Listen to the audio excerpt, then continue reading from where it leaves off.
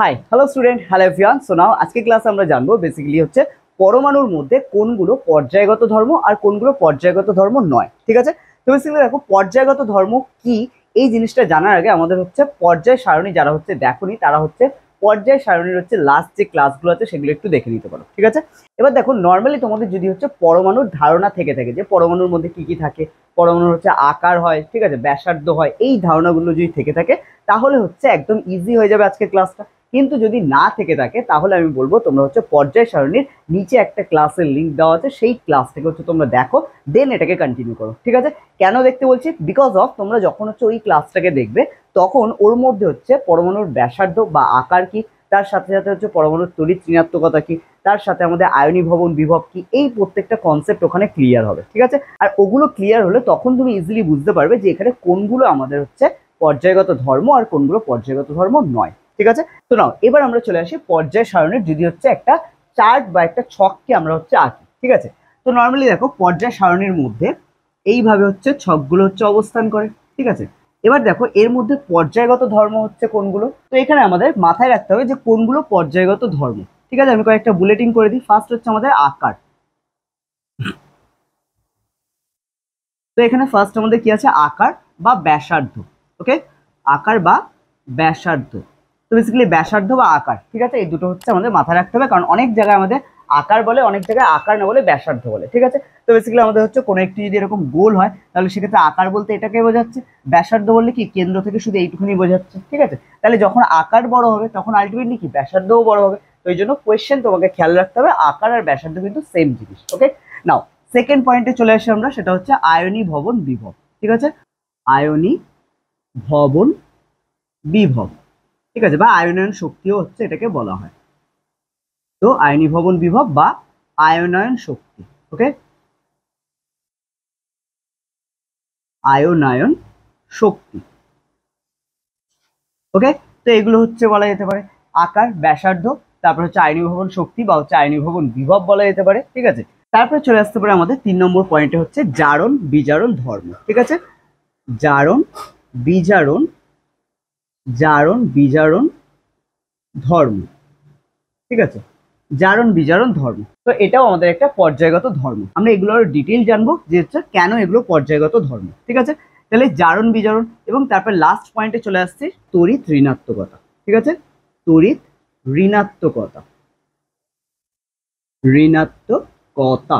ঠিক আছে, তো এই চারটে ধর্ম আমাদের খেয়াল রাখতে হবে। তো এখানে দেখো আমাদের ফার্স্ট পয়েন্ট কি ছিল, পর্যায়গত ধর্ম, তাই তো। তাহলে এখানে আমরা হেডিং এ লিখে দিতে পারি পর্যায়গত ধর্ম।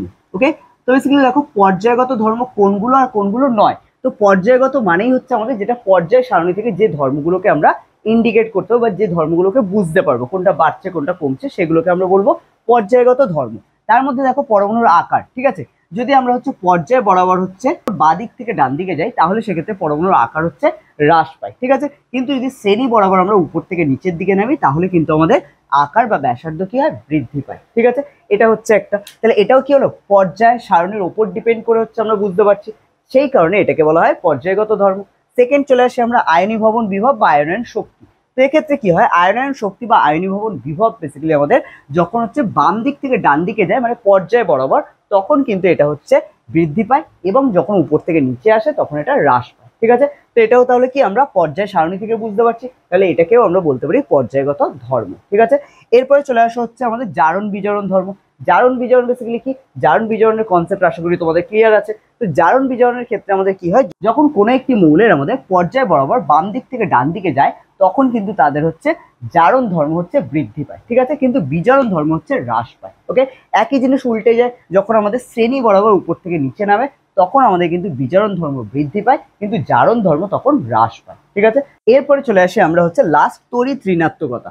তো দেখো তড়িৎ ঋণাত্মকতার কথা যদি বলা হয় তাহলে তড়িৎ ঋণাত্মকতা বেসিক্যালি হচ্ছে কোনো মৌল হচ্ছে কত বেশি তড়িৎ ঋণাত্মক বা কতটা নেগেটিভ। ঠিক আছে, সেটা হচ্ছে বেসিক্যালি আমরা কিন্তু হচ্ছে পর্যায় সারণী থেকে বুঝতে পারি। সেক্ষেত্রেও আমরা সেম জিনিস বলতে পারি, পর্যায় সারণীতে হচ্ছে বাম দিক থেকে ডান দিকে গেলে বা পর্যায় বরাবর বাম দিক থেকে ডান দিকে গেলে তাহলে সেক্ষেত্রে আমাদের তড়িৎ ঋণাত্মকতা বৃদ্ধি পায়, কিন্তু উপর থেকে নিচে আসলে তড়িৎ ঋণাত্মকতা হ্রাস পায়। ঠিক আছে, যে কোনো শ্রেণী বরাবর। ওকে, তাহলে এটা হচ্ছে, তাহলে এগুলো প্রত্যেকটি আমরা যেহেতু পর্যায় সারণী থেকে পাচ্ছি সেই জন্য এগুলোকে বলা হয় কি পর্যায়গত ধর্ম। ওকে, নাও এবার আমি চলে আসি সেম অপর্যায়গত ধর্ম বা কোনগুলো পর্যায়গত ধর্ম নয়। ঠিক আছে, যেমন আমাদের এখানে ফার্স্টেই যেটা মনে রাখতে হবে সেটা হচ্ছে আমাদের তেজস্ক্রিয়তা। ঠিক আছে, এখানে কি মনে রাখবো আমরা?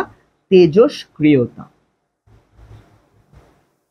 তেজস্ক্রিয়তা। তো বেসিক্যালি দেখো তেজস্ক্রিয়তা এটা কি? এটা হচ্ছে একটা ধর্ম। ঠিক আছে, এই ধর্মটা কিন্তু হচ্ছে যেহেতু সব মৌলের মধ্যে থাকে না, কিছু মৌল আছে তাদের হচ্ছে কিছু আইসোটোপ আছে তাদের মধ্যে এই ধর্মটা আছে, তো সেই জন্য তেজস্ক্রিয়তা বেসিক্যালি যেহেতু আমাদের পর্যায় সারণী দেখে আমরা বলতে পারবো না, কারণ এটা কিছু মৌলের মধ্যেই প্রেজেন্ট থাকে, সেই জন্য এটাকে আমরা পর্যায়গত ধর্ম বলতে পারি না। বোঝা গেল? তাহলে এটা কি বলবো? এটাকে আমরা পর্যায়গত ধর্ম বলতে পারি না। ঠিক আছে, তো এই ধরনের বেশ কিছু আমাদের ধর্ম আছে যেগুলো হচ্ছে আমাদের পর্যায় সারণী থেকে বলা যায় না, তো সেইগুলোকে আমরা বলি পর্যায়গত ধর্ম নয়। ঠিক আছে, আর বাকি হচ্ছে কোনগুলো পর্যায়গত ধর্ম এখানে, যেমন আকার বা ব্যাসার্ধ, আয়নীভবন বিভব বা আয়নায়ন শক্তি, ঠিক আছে, জারণ বিজারণ ধর্ম এবং তড়িৎ ঋণাত্মকতা। বোঝা গেল? তো এই কনসেপ্টটা তোমাদের মাথায় রাখতে হবে। তো এখান থেকে তোমাদের হচ্ছে এমসিকিউ টাইপের কোয়েশ্চেন দেয়, বাট হচ্ছে কনসেপ্টটা খেয়াল রাখতে হবে, তাহলে হচ্ছে এমসিকিউ যাই দিক না কেন তুমি ইজিলি অ্যান্সার করতে পারবে। ঠিক আছে,